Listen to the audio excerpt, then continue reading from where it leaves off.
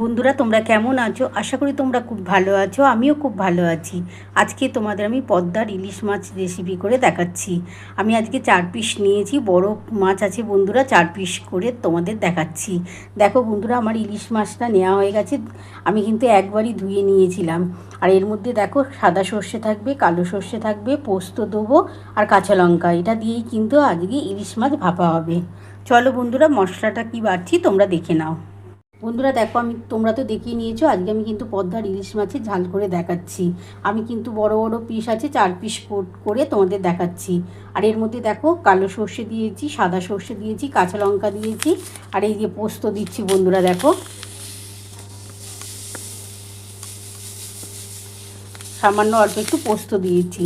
এটা ভালো করে বেটে নিই, তারপর আমি কিভাবে করব তোমরা অবশ্যই দেখতে থাকো।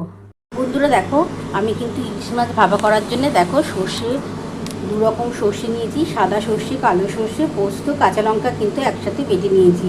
এর মধ্যে সামান্য অল্প একটু নুন দিয়ে বেটেছিলাম বন্ধুরা। এবার আমি কিভাবে করব ভাপাটা তোমরা অবশ্যই দেখতে থাকো।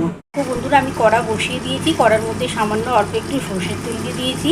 তেলটা যদি গরম হয়ে যাবে তখন কিন্তু যে মশলাটা বেটে রেখেছি, 2 রকম সর্ষে আছে, কালো সর্ষে, সাদা সর্ষে আর পোস্ত, কাঁচা লঙ্কা, সেটা দিয়ে দেবো। বন্ধুরা দেখো, এবার আমি ইলিশ মাছের মধ্যে আমি কী করছি দেখো, সামান্য অল্প একটু হলুদ দিয়ে দিচ্ছি,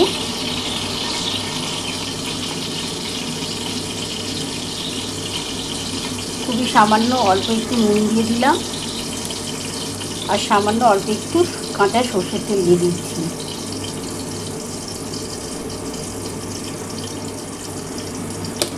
এবার এটা ভালো করে একটু মাখিয়ে নিচ্ছি, মাখিয়ে রেখে দিচ্ছি।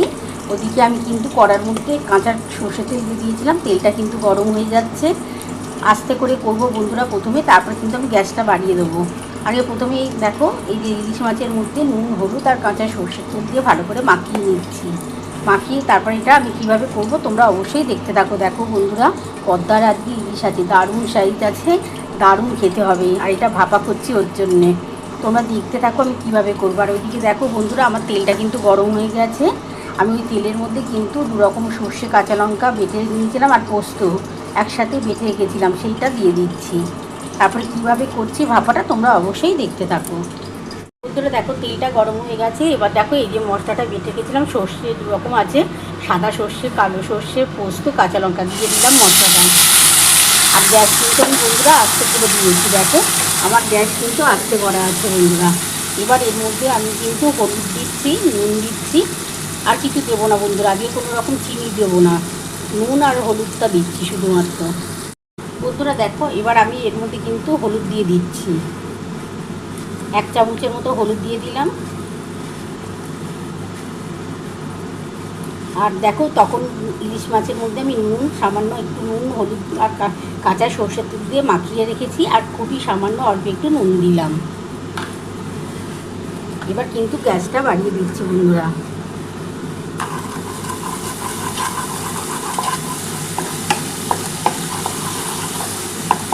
আমি এর মধ্যে সামান্য অল্প একটু মশলার জল দিয়ে দিচ্ছি।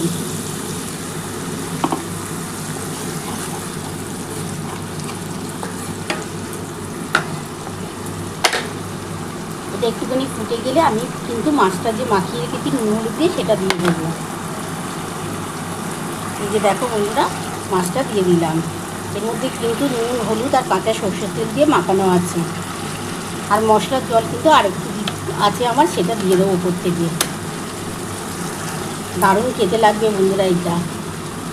এইভাবে তোমরা ভাপা করে খেয়েও দুর্দান্ত খেতে লাগবে।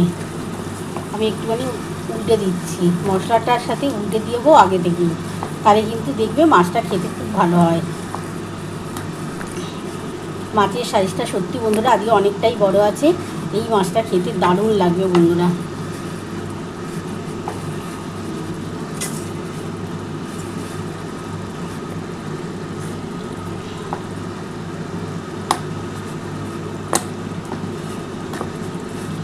একটু সাইজটা বড় আছে তো ওলটাতে একটু অসুবিধা হচ্ছে বন্ধুরা, আমি একটুখানি উল্টে নিই। বন্ধুরা দেখো, আমি কিন্তু 4 পিস মাছ কিন্তু এপিটোপিট করে নিয়েছি। দেখো মশলার সাথে ভালোভাবে এপিটোপিট করে নিয়েছি। এবার যে মশলার জলটা আছে সেই জলটুকু দিয়ে দিচ্ছি, বাকি যে জলটা আছে সেই জলটা ওপর থেকে দিয়ে দিলাম। ওপর থেকে কাঁচা সর্ষের তেল দিয়ে দিচ্ছি। ওপর থেকে দেখো বন্ধুরা কাঁচা সর্ষের তেলটা দিয়ে দিচ্ছি।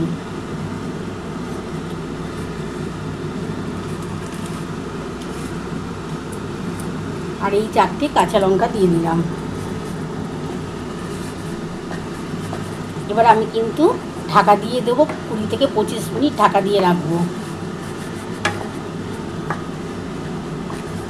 বেশি নাড়াচাড়া করবো না, আমি তো পুরো মাছটাকে উল্টেই দিয়েছি, মশলার সাথে পুরো একদম উল্টে দিয়েছি বন্ধুরা। আর 4টে কাঁচা লঙ্কা দিয়ে দিয়েছি, ওপর থেকে কাঁচা সর্ষের তেল দিয়ে দিলাম। এবার আমি কিন্তু ঢাকাটা দিয়ে দিচ্ছি। আমি 20 থেকে 25 মিনিট রেখে দিচ্ছি, 20 থেকে 25 মিনিট পর ফিরে আসবো। দেখো আমি কিন্তু 25 মিনিট রেখে দিয়েছিলাম, দেখো আমি কিন্তু ঢাকা দিয়ে 25 মিনিট রেখে দিয়েছিলাম। এবার ঢাকাটা খুলে দেখি আমার কতটা হলো। দেখো বন্ধুরা কত সুন্দর হয়েছে, দেখো দারুণ লাগছে না? দেখো বেশি কিন্তু আমি দেখো বেশি ঝোল নেই, একদম মাখা মাখা হয়েছে। ইলিশ মাছের ঝালটা দুর্দান্ত খেতে লাগবে এই ভাপাটা কিন্তু বন্ধুরা। আমার গ্যাস আস্তে করেই করেছি বন্ধুরা, তোমরা দেখে নাও, আমি গ্যাস কিন্তু আস্তে করেই করলাম। দারুণ হয়েছে বন্ধুরা দেখো। এবার আমি কিন্তু এটা নাবিয়ে নিচ্ছি, নাবিয়ে তোমাদের দেখাচ্ছি বন্ধুরা। দেখো এবার আমি কিন্তু নাবিয়ে নিচ্ছি, দেখো খুব ভালোভাবে হয়ে গেছে, কারণ আমি গ্যাসটা একটু বাড়িয়ে দিয়েছিলাম তো। এবার আমি নাবিয়ে নিচ্ছি, নাবিয়ে তোমাদের দেখাচ্ছি বন্ধুরা। দেখো আমার কিন্তু পদ্মার ইলিশ নামানো হয়ে গেছে। তোমরা তো পুরো রেসিপিটাই দেখে নিয়েছো আমি কিভাবে করেছি। তোমাদের যদি আমার এই রেসিপিটা ভালো লেগে থাকে প্লিজ একটা লাইক সাবস্ক্রাইব করতে ভুলো না। আর কমেন্ট বক্সে অবশ্যই জানিও কেমন হয়েছে। তাহলে এরকম আরও নতুন নতুন রেসিপি নিয়ে তোমাদের সামনে হাজির হব। Thank you.